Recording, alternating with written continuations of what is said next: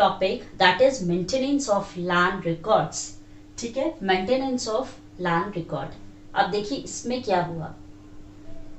You saw that Mohan and Raghu were arguing heatedly whether the common boundary of their field has been shifted. अब अभी तक आपने क्या देखा था कि मोहन और रघु के बीच में बहुत ही ज्यादा आर्ग्यूमेंट हुए थे, बहुत ज्यादा हीटेड आर्ग्यूमेंट्स हुए थे। And whether the common boundary of their field has been shifted. क्यों हुए थे आपको ये भी पता है कि क्या हुआ था। रघु और मोहन के बीच में जो बाउंड्री थी उसे शिफ्ट करके किधर को कर दिया था, मोहन की साइड पे कर दिया था, जिसकी वजह से मोहन का कुछ हिस्सा अब वो रघु की फील्ड में आ चुका था। ठीक है, तो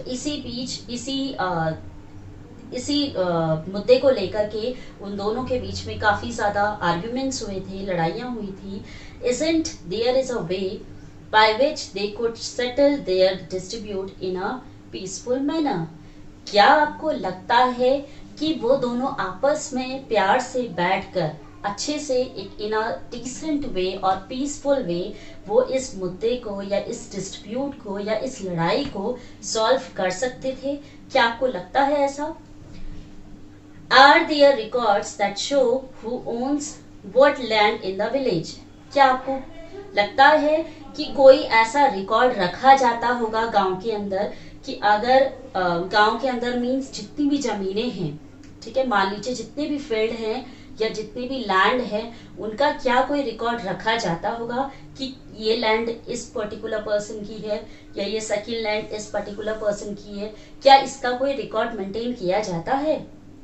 this is a question arising. ये क्वेश्चन आपसे उठाए जा रहे हैं, आपसे पूछे जा रहे हैं। ठीक है, पहला क्वेश्चन क्या पूछा कि जो डिस्ट्रीब्यूट हुआ, आपने जो अभी तक स्टोरी सुनी, क्या उस स्टोरी में उस हीटेड आर्ग्यूमेंट की जगह क्या पीसफुल मैनर से वो लोग आपस में बैठकर शांत तरीके से उस डिस्प्यूट को सुधार सकते थे, सही कर सकते थे? ठीक है, सेकंड क्वेश्चन आपसे पूछा गया है, क्या गांव के अंदर जितनी भी जमीनें होती हैं क्या उसका कोई पर्टिकुलर रिकॉर्ड रखा जाता है? ठीक है, let's find out how this is done.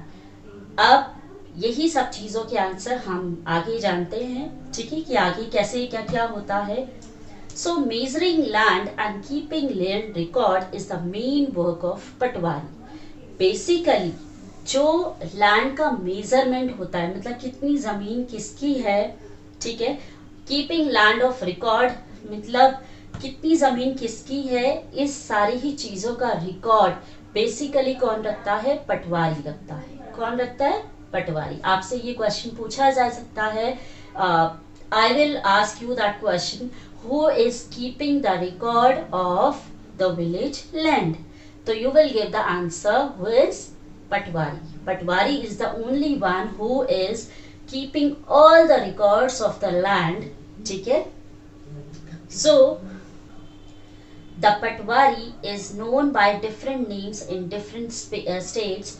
अब पटवारी को अलग अलग जगहों पर अलग अलग स्टेट्स में अलग अलग नामों से बुलाया जाता है। जैसे कि in some villages some officers are called, कुछ लोग पटवारी को लेखपाल बोलते हैं कुछ जगहों पर।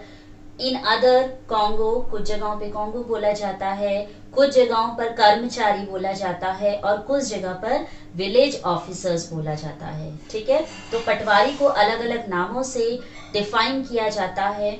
We will refer to this officer as patwari, लेकिन बेसिकली जो ये ऑफिसर होता है इसे हम पटवारी नाम से ही बुलाते हैं। ठीक है, each Patwari is responsible for a group of villages. Her Patwari her village के लिए रिस्पॉन्सिबल होता है, मीन्स हर पटवारी को अलग अलग डिवीजन दे दिए जाते हैं, अलग अलग पार्ट्स या एरिया या विलेज दे दिए जाते हैं। जैसे मान लीजिए एक एरिया दे दिया है पटवारी को, तो उस एरिया के अंदर जितनी भी जमीनें होंगी, जितनी भी लैंड होगी, उसका पूरा मेंटेनेंस और पूरा रिकॉर्ड कौन रखेगा? वो पटवारी रखता है। ठीक है, so the patwari maintains and updates the record of the village. अब उस पटवारी का काम होता है उस जगह में जितनी भी जमीनें हैं उसे मेंटेन रखना। ठीक है, और जितनी भी अपडेट रिकॉर्ड्स हो रही, यानी कि जैसे मान लीजिए आज एक ने जमीन ले ली, उसका पटवारी ने रिकॉर्ड रख लिया, अब उसके 10 साल बाद किसी और ने लैंड ली है, तो उसका फिर नया अपडेट वो बनाएगा, पूरा नया रिकॉर्ड बनाएगा जिसमें एक और लैंड ऐड कर देगा। तो हर अपडेट कौन रखता है? अपडेट का जितना भी रिकॉर्ड होता है वो सब पटवारी रखता है। The map and the corresponding details from the register on the next page are a small part of records kept by पटवारी। पटवारी का बेसिकली काम क्या होता है? पूरा मैप अपने पास रखना, उस एरिया का, उस जगह का या उस गांव का मैप अपने पास रखना, और the corresponding details from the register on the next page, और अपने रजिस्टर में उसका पूरा रिकॉर्ड रखना, पूरी उसकी डिटेल लिखना, ठीक है, जितनी भी डिटेल होती है वो उसके नेक्स्ट पेज में उसे लिखना। Are a small part of record kept by patwari, एक छोटा सा हिस्सा है उनके काम का, ये एक छोटा सा हिस्सा है। उसके अलावा ये बहुत सारी ऐसी चीजें करते हैं, ठीक है, जिससे ये क्या कर सकें, उस पूरे रिकॉर्ड को मेंटेन कर सकें और उसे टाइम टाइम पर अपडेट कर सकें, ठीक है। The Patwari usually has ways of measuring agriculture fields। पटवारी में बेसिकली वो करते क्या हैं? They usually has ways of measuring agricultural field, यानी कि पटवारी के पास जितनी भी जमीनें होंगी गांव में, ठीक है, गांव में जितनी भी जमीनें हैं, जितनी भी लैंड है, उसका मेजरमेंट किसके पास होता है? पटवारी के पास होता है। मींस कितनी जमीन किसके नाम पर दी गई है या कितनी जमीन उसके नाम पर है, ये सारी ही चीजों का रिकॉर्ड पटवारी रखते हैं। In some places a long chain is used, बहुत सारी जगहों में इसे लंबे चेन में यूज किया जाता है। मींस अलग अलग इनके स्टेप बाय स्टेप काम होते हैं। In the above instance the patwari would have measured both Mohan's and Raghu's field and compared them with the measurement on the map। अब पटवारी को क्या करना था? पटवारी को आकर के जो रघु और मोहन की जो मेजरमेंट है उसे देखना था, ठीक है, कि उसका मेजरमेंट क्या है। मींस पटवारी के पास पहले से ही रिकॉर्ड होगा कि कितना मेजरमेंट है रघु का और कितना मेजरमेंट है मोहन का, ठीक है। तो अब पटवारी को क्या करना था? वो मेजरमेंट के हिसाब से उन्हें देखना था कि वो फील्ड उतनी ही है या नहीं है, ठीक है, ये करना था। और दोनों की मेजरमेंट को कंपेयर करना था अपने मैप से, जो मैप उनके पास था मेजरमेंट का, ठीक है, उस मैप से उन दोनों ही फील्ड को कंपेयर करना था कि ये दोनों उतनी ही है या नहीं है। If they do not match, then it would be clear that the boundary of the field has been changed। अब क्या होता? जब उन दोनों को कंपेयर किया जाता है तो फिर मान लीजिए कि अगर पता लग जाता, अब जैसे मोहन की तो शिफ्ट की गई थी बाउंड्री, ठीक है, तो अब क्या करेगा पटवारी? क्या करेगा पटवारी? दोनों की फील्ड को देखेगा, मेजरमेंट देखेगा। अब देखेगा कि रघु की फील्ड ज्यादा बड़ी हो गई है और मोहन की छोटी हो गई है, तो इससे क्या होगा? ऑटोमेटिकली पता लग जाएगा कि रघु ने क्या करा है, जो बीच की बाउंड्री है उसे मोहन की तरफ शिफ्ट कर दी है, जिसकी वजह से रघु की फील्ड ज्यादा हो गई है और मोहन की कम हो गई है। The Patwari is also responsible for organizing the collection of land revenue from the farmers and providing information to the government about the crops grown in this area। A Patwari is the only responsible for organizing the collection of land revenue।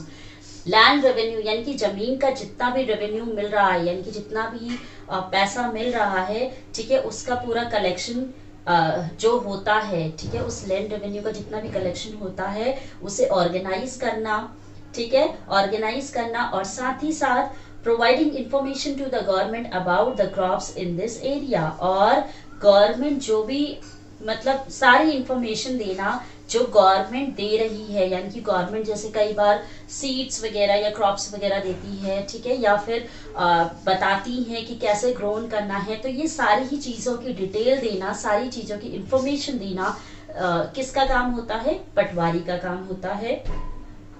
This is done from the records that are kept, and that is why it's important for the Patwari to regularly update this, ठीक है। और सारा ही record रखना, ये भी काम किसका होता है? पटवारी का होता है।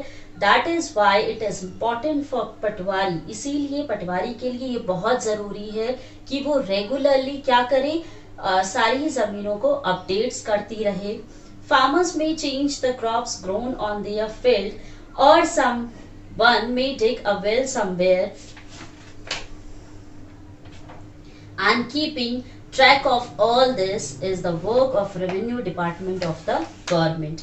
कई बार क्या होता है, फार्मर्स में चेंज द क्रॉप्स, फार्मर्स क्या करती है, अपनी जो धान है या अपनी क्रॉप्स है उसे चेंज कर लेती है, यानी कि हर फार्मर एक पर्टिकुलर क्रॉप्स ग्रो करते हैं। अगर मान लीजिए कई बार फार्मर्स ने अपनी क्रॉप्स को चेंज कर लिया है, ठीक है, और समवन में डिग अ वेल समवेयर, और किसी ने कहीं और डिगिंग करनी, खुदाई करनी शुरू कर दी है, ठीक है, and keeping track of all this is the work of the revenue department of the government. इसीलिए इस चीज को ट्रैक करना, देखते रहना कि कौन सा फार्मर कौन सी क्रॉप्स उगा रहा है या कहाँ पर वो डिगिंग कर रहा है, ये सारी ही चीजों को वो देखते हैं, ठीक है, रेगुलर बेसिस में उन्हें ट्रैक करते रहते हैं। और जितना रेवेन्यू मीन्स इन सारी ही चीजों का काम देखने का किसका होता है? रेवेन्यू डिपार्टमेंट का होता है, जो कि गवर्नमेंट की होती है, ठीक है। Seniors people in this department supervise the patwaris work, और पटवारी का जो भी काम है वो सही तरीके से कर रहे हैं या नहीं, उन्हें देखना, उन्हें सुपरवाइज करना, वो उनके जो ऊपर हेड होते हैं वो उन्हें सुपरवाइज करते हैं। All states in India are divided into district. अब आपको पता है कि सारे ही मतलब इंडिया में जितने भी स्टेट्स हैं उन स्टेट्स के अंदर क्या होते हैं? डिस्ट्रिक्ट्स होते हैं। For managing matters relating to land these districts are further subdivided. अब क्या होता है, जितने भी जैसे मुद्दे हो जाते हैं या कोई भी मैटर होता है, ठीक है, किसी भी डिस्ट्रिक्ट के अंदर जमीन को लेकर के, तो उस डिस्ट्रिक्ट के अंदर भी क्या बना दिए जाते हैं? सब डिस्ट्रिक्ट, यानी कि उसके अंदर भी डिवीजन कर दिए जाते हैं, अलग अलग डिवीजन कर दिए जाते हैं। These subdivision of a district are known by different names such as tehsil, taluka etcetera. अब क्या होते हैं, जैसे मान लीजिए यहाँ हल्द्वानी का डिस्ट्रिक्ट कहाँ है आपका? नैनीताल है, ठीक है। अब नैनीताल के अंदर भी क्या बना दिए गए? अलग अलग सब डिवीजन बना दिए, यानी कि अलग अलग पार्ट्स में डिवाइड कर दिए गए हैं, ठीक है। तो उनके अंदर क्या होता है, जैसे मान लीजिए हल्द्वानी का तहसील आपके कहाँ पर है? कालाडूंगी रोड में, ठीक है। तो अलग अलग एरिया का क्या बना दिया जाता है? अलग अलग तहसील बना दिया जाता है। उस तहसील को आप तालुका भी बोलते हैं या फिर अलग अलग नामों से उसे बोला जाता है। At the head is the district collector and under here are the revenue officers। अब क्या होते हैं? जो डिस्ट्रिक्ट कलेक्टर होते हैं, ठीक है, पूरे डिस्ट्रिक्ट का जो कलेक्टर होता है उसके अंडर कौन होते हैं? आपके रेवेन्यू ऑफिसर्स होते हैं। रेवेन्यू ऑफिसर्स को तहसीलदार भी बोला जाता है, ठीक है। They have to hear dispute. उनका काम क्या होता है? जितनी भी लड़ाई झगड़े हो रहे हैं, जितने भी मुद्दे हो रहे हैं, उनको सुनना। They also supervise the work of the patwaris and ensure that the records are properly kept and the land revenue is collected। और क्या करना? सारी ही चीजों को सुनना, पटवारी का काम देखना, उन्हें सुपरवाइज करना कि पटवारी अपना काम सही तरीके से कर रहे हैं या नहीं कर रहे हैं, और इंश्योर करना कि जितना भी रिकॉर्ड है वो प्रॉपरली रखा जा रहा है या नहीं रखा जा रहा है पटवारी के द्वारा, ठीक है। And land revenue is collected, और उसी के साथ साथ जितना भी लैंड रेवेन्यू होता है उसे कलेक्ट करना, जितना पैसा होता है उसे कलेक्ट करना, ठीक। They make sure that the farmers can easily obtain a copy of their record, students can obtain their caste certificate etc। और वो हमेशा हमेशा मेक श्योर रहते हैं कि फार्मर्स को अगर कभी भी उनको अपने रिकॉर्ड की, यानी कि जैसे कोई फार्मर है उसके पास कितनी ज़मीन है उसका रिकॉर्ड वो फार्मर चाहता है, तो वो हमेशा मेक श्योर रहते हैं कि अगर वो कभी पटवारी के पास जाए तो उन्हें उनका पूरा रिकॉर्ड मिल सके, या फिर स्टूडेंट अगर उनके पास जाए तो उनको उनका कास्ट सर्टिफिकेट मिल सके इजीली बिना किसी प्रॉब्लम के। The tehsildar office is where land disputes are also heard. और तहसीलदार जो ऑफिसर्स होते हैं उनका काम होता है कि ऑफिस में जितने भी मुद्दे उनके पास आ रहे हैं जमीन को लेकर, लैंड को लेकर, जितनी भी लड़ाई झगड़े के मुद्दे आ रहे हैं उनको सुनना, ये काम भी किसका होता है? तहसीलदार का। फिर हम आ जाते हैं अपने लास्ट टॉपिक में, लास्ट सेकंड टॉपिक में, that is a new land, and that topic is very very very important for you. ठीक है, ये सबसे पूरे चैप्टर में सबसे ज्यादा इम्पोर्टेंट टॉपिक है आपका ये, अ न्यू लॉ, एक नया लॉ बनाया गया है। अब इस लॉ में क्या है आप आराम से देखिए। हिंदू सेंसेशन अमेंडमेंट एक्ट 2005 एक एक्ट बनाया गया था। जो एक्ट कब बना था? 2005 में बनाया गया था। उस एक्ट का नाम है हिंदू सेंसेशन अमेंडमेंट एक्ट। ठीक है, अब इस एक्ट में क्या है देखिए। Often when we think of farmers who own land, we think of man. अब बेसिकली जब भी हम फार्मिंग के बारे में सोचते हैं या किसी फार्मर के बारे में सोचते हैं तो हमारे दिमाग में क्या चीज आती है कि मैन। ठीक है, इस मैन के पास इतनी उसकी जमीन है, हम यही सोचते हैं। हमने कभी ये सोचा कि विमेन के पास इतनी जमीन है? नहीं। हम हमेशा, हमारे माइंड में क्या आता है कि इस मैन के पास, पर्टिकुलर ये फार्मर है तो इसके पास इतनी लैंड है खुद की। ठीक है, women are seen as people who work on the fields. और विमेन को हम हमेशा कहाँ कंसिडर करते हैं कि विमेन फील्ड में क्या करती हैं? सिर्फ वर्क करती हैं। क्या आपने सुना कि ये विमेन के पास इतनी जमीनें हैं? नहीं। आपने यही सुना होगा हमेशा कि विमेन क्या करती है? इस फील्ड में वर्क करती है। ठीक है, but not as people who own agriculture land. लेकिन कभी आपने ये नहीं सुना होगा कि इस एग्रीकल्चर लैंड की जो मालकिन है वो ये है। ठीक है, हम हमेशा मालिक बोलते हैं, मैन के बारे में बात करते हैं, विमेन के बारे में कभी बात नहीं करते।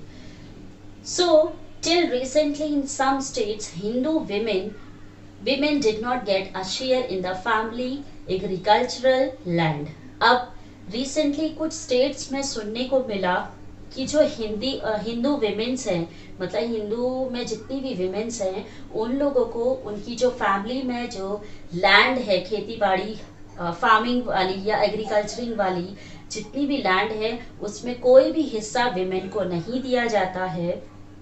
After the death of the father, his property was divided equally only among his son. और ये देखा जाता है कि अगर सपोज किसी की फैमिली में किसी के फादर की डेथ हो जाती है तो फादर की डेथ के बाद जितना भी शेयर होता है, मींस उनकी प्रॉपर्टी का जितना भी शेयर होता है वो इक्वली, जितने सन होते हैं, जितने भी उनके लड़के होते हैं उसमें इक्वली डिवाइड कर दिया जाता है। Recently the law was changed. अब इस लॉ को चेंज कर दिया गया है। In the new law, son, daughters and their mother can get an equal share in the land. अब recently 2005 में जो लॉ बनाया गया, जो एक्ट बनाया गया, उस एक्ट के थ्रू ये सब चीजें चेंज कर दी गई। और क्या न्यू लॉ बन गया कि न्यू लॉ ये बना, अब जितना भी शेयर होगा, एक मतलब प्रॉपर्टी का एक घर में जितना भी शेयर होगा वो इक्वली सन में भी डिवाइड होगा, लड़कों में भी डिवाइड होगा, बेटियों में भी डिवाइड होगा, और साथ ही साथ मदर पे भी उसका इक्वली शेयर जाएगा, यानी कि मदर को भी इक्वली शेयर मिलेगा। Mother can get equal share in the land. The same law will apply to all states you and union territories of the country. ये जो लॉ है, ठीक है, ये जो लॉ, कौन सा लॉ? जहां पर इक्वली जो शेयर है, प्रॉपर्टी का जितना भी शेयर है वो इक्वली सन को भी मिलेगा, डॉटर को भी मिलेगा और मदर को भी मिलेगा। ये जो लॉ बनाया गया ये सारे ही स्टेट्स में फॉलो किया जाएगा और साथ ही साथ जितनी भी यूनियन टेरिटरीज हैं कंट्री में वहां भी इसे फॉलो किया जाएगा। This law will benefit a large number of women. अब इस लॉ से बहुत ज्यादा फायदा मिला किसको? विमेन्स को। क्यों?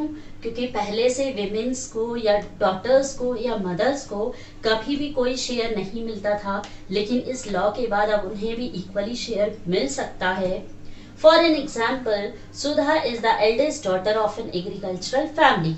अब सुधा जो अच्छी खासी एग्रीकल्चरिंग फैमिली से बिलोंग करती हैं, ठीक है, जहाँ पर खेती बाड़ी होती है उस फैमिली से वो बिलोंग करती हैं और उस घर की वो सबसे बड़ी बेटी हैं।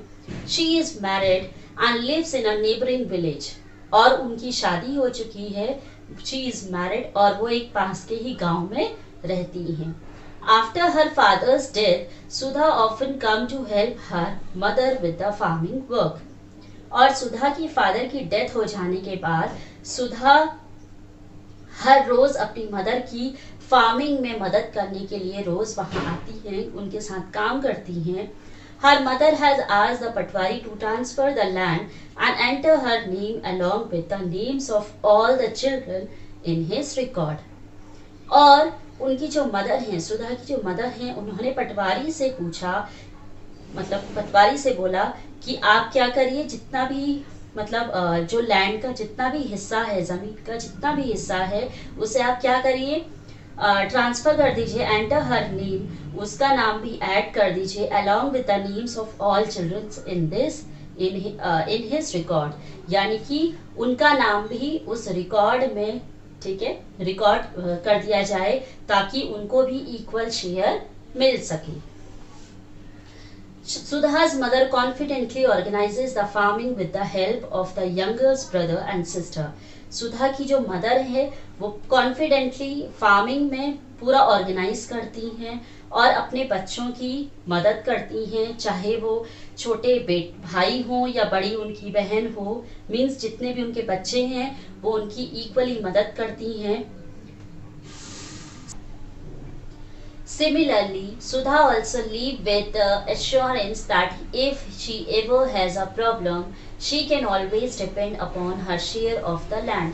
अब सुधा को भी शेयर मिल चुका है लैंड का, उनके भाइयों को भी मिल चुका है और उनकी मदर को भी मिल चुका है, ठीक है, लेकिन सुधा क्या है, उसको इस बात का एश्योरेंस है, विश्वास है कि अगर इन फ्यूचर उसके साथ कोई भी प्रॉब्लम आती है तो उसके पास क्या है, अपना खुद का एक जमीन है, अपना एक शेयर है जिसे वो बेचकर कल के दिन अपनी प्रॉब्लम को सॉल्व कर सकती है। So this is your chapter, ठीक है, ये पूरा एक चैप्टर था जिसमें ये लॉ बहुत ज्यादा इंपॉर्टेंट है। बाकी आप पटवारी के बारे में पढ़ चुके हैं कि पटवारी का क्या क्या रोल होता है, तहसीलदार क्या करते हैं, पुलिस स्टेशन में कैसे प्रोसेस होती है, ये सारी ही चीजें आप इस चैप्टर में पढ़ चुके हैं। अब छोटा सा टॉपिक और दिया है, अदर पब्लिक सर्विसेज अ सर्वे। अब बाकी पब्लिक जो सर्विसेज होती हैं वो कैसे होती हैं, उनका एक छोटा सा सर्वे किया गया था, उसके बारे में आपको बताया है। This chapter has looked at some of the administrative work of the government। इस चैप्टर में आपने एडमिनिस्ट्रेटिव वर्क कैसे होता है, किस तरीके से काम करता है, ठीक है, ये आपने इस चैप्टर में पढ़ा। Specially for rural areas, rural area में कैसे गवर्नमेंट काम करती है, ठीक है, स्टेप बाय स्टेप वो चीजें आपको बताई गई इस चैप्टर में। The first example related to the maintaining law and order, सबसे पहले आपको एग्जाम्पल दिया गया कि लॉ एंड ऑर्डर कैसे मेंटेन किया जाता है। फिर आपको दूसरा बताया गया कि लैंड रिकॉर्ड्स कैसे मेंटेन किए जाते हैं। In the first case we examine the role of the police. First case में क्या था, हमने पुलिस का क्या रोल होता है, कैसे वो एग्जामिन करते हैं, उसके बारे में हमने पढ़ा। And in the second that of the Patwari, second चीज हमने किसके बारे में पढ़ी थी, पटवारी के बारे में, कि पटवारी कैसे वर्क करता है। This work is supervised by other people in the department, और बाकी लोग उस डिपार्टमेंट में कैसे कैसे वर्क करते हैं, जैसे कि किसके बारे में पढ़ा था, तहसीलदार के बारे में पढ़ा था, या सुप्रिटेंडेंट ऑफ पुलिस, ठीक है, उसके बारे में हमने पढ़ा। We also seen how people use these services। हमने ये भी देखा कि लोग कैसे सर्विसेज का यूज करते हैं। And some of the problems that they face, और कैसी कैसी प्रॉब्लम्स उनके सामने आती हैं, ठीक है, कैसी कैसी उन्हें फेस करनी पड़ती हैं। These services have to be used and made to function according to the law that has been framed for them। और कैसे these services have been used, कैसे वो लोग सर्विसेज को यूज कर सकते हैं, ठीक है, और जब उनके पास कोई भी प्रॉब्लम आती है तो उनके लिए कैसे कैसे लॉ बनाए गए हैं, जहां पर वो अपना लॉ का यूज करके उसे अपने बेनिफिट ले सकते हैं। You may probably seen many other public services, आपने बाकी public services भी देखी होंगी, and facilities provided by various department of the government. और government अलग अलग department से के through आपको अलग अलग facility provide करती है, ये भी आपने देखा होगा. Do the following exercises for your village by visiting a nearby village or looking at your area. अगर आप अपने गांव की बात करें या किसी आसपास के गांव में अगर आप जाते हैं या किसी भी पर्टिकुलर एरिया में अगर आप जाते हैं और वहां देखते हैं, list the public services in the village. उस गांव की आपको क्या क्या करनी है, कुछ चीजें आपको नोट डाउन करनी है, जैसे कि list the public services in the village. उस गांव में क्या क्या पब्लिक सर्विसेज दी जा रही हैं उसको लिखना है. एरिया सच एज, या फिर किसी भी गांव में या किसी एरिया में क्या क्या पर्टिकुलर फैसिलिटीज दी जा रही हैं उसके बारे में आपको नोट डाउन करना है. जैसे कि द मिल्क सोसाइटी, मिल्क के बारे में, या द फेयर प्राइस शॉप, या the bank, the police station, the agriculture society for seeds, fertiliser, post office, sub post office and the anganwadi, creches, government schools, health centre और the government hospital etcetera. एक गांव के अंदर क्या क्या facility हो रही है, क्या क्या लोगों को मिल रही हैं और कैसे मिल रही हैं, उन सारी चीजों को आपको नोट डाउन करना है, लिखना है. Collect information on 3 public services, और उसी के साथ साथ आपको 3 पर्टिकुलर पब्लिक सर्विसेज भी कलेक्ट करनी है. उनकी इंफॉर्मेशन आपने कलेक्ट करनी है कि गांव में कौन सी 3 पब्लिक फैसिलिटी या सर्विसेज दी जा रही हैं, उसे भी कलेक्ट करना है. And discuss with your teacher how improvement can be made in their functioning. और आपको उन सर्विसेज में क्या लगता है कि क्या क्या इम्प्रूवमेंट किए जा सकते हैं या क्या क्या इनोवेशन की जा सकती है जिससे वो फैसिलिटी और ज़्यादा बेटर हो जाए. उसके लिए आप अपने टीचर से कंसर्न कर सकते हैं. One example has been worked out. ऐसा ही एक एग्जाम्पल आपको इस चैप्टर में दिया हुआ है. देखिए ये आपको दिया हुआ है, दिस इज द टेबल. ठीक है, with the help of this table you will fill this all information and note it down here. ठीक है, देखिए public services, fair price shop, ratio shop, ठीक है, हेल्थ सेंटर, मिल्क सोसाइटी, ये सारी ही चीजें आपको दी हुई हैं. आपको एक क्या करना है, simply you just went to the village and collect all the information and note it down in this table. So with this we have completed this whole chapter and we have learned about the rural administration, how the rural administration worked, ठीक है, and we learned the process of police station, how the police person works step by step, ठीक है, what is the work of patwari we have learned, and what is the work of Tahsildar we have learned that also, and at last we have learned a new law, that is Hindu Succession Amendment Act 2005, ठीक है, which gives the benefits to the daughters and the mother, which help them a lot. And at last we have learned about the survey, ठीक है, हमने सर्वे के बारे में पढ़ा कि सर्वे में क्या क्या देखा गया है कि पब्लिक सर्विसेज और क्या क्या दी गई हैं, what benefits the people are taking, ठीक है, all these things we have learned in this chapter. I hope you have understood this chapter nicely, okay, and clearly. If you have any doubt, you can see the video again, which will help you to understand the chapter nicely and clearly. We will meet in our next video. Till then, bye bye. Stay safe and stay healthy.